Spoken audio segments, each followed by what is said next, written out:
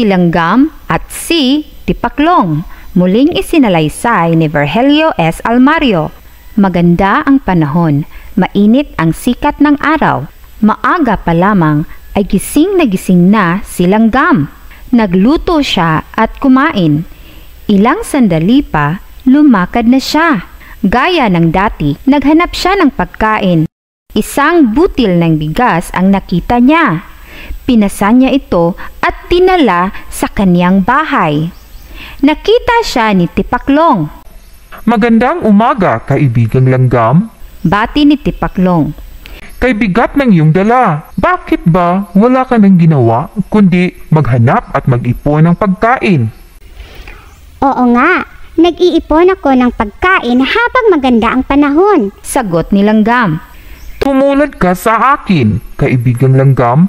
Wika ni Tipaklong. Habang maganda ang panahon, tayo ay magsaya. Halika, tayo ay lumukso. Tayo ay kumanta. Ikaw na lang, kaibigang Tipaklong. Sagot ni Langgam.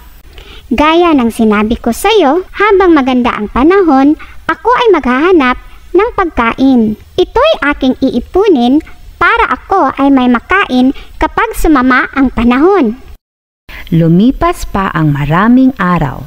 Dumating na ang tag-ulan. Ulan sa umaga, ulan sa hapon, at sa gabi umuulan pa rin. At dumating ang panahong kumidlat, kumulog, at lumakas ang hangin kasabay ang pagbuhos ng malakas na ulan. Ginaw na ginaw at gutom na gutom ang kaawa-awang Tipaklong. Naalala niyang puntahan ang kaibigang si Langgam. Paglipas ng bagyo, pinilit ni Tipaklong na marating ang bahay ni Langgam. Bahagya na siyang makalukso. Wala na ang dating sigla ng masayahing si Tipaklong. Nang buksan ni Langgam ang pinto, nagulat siya. Aba, ang aking kaibigan!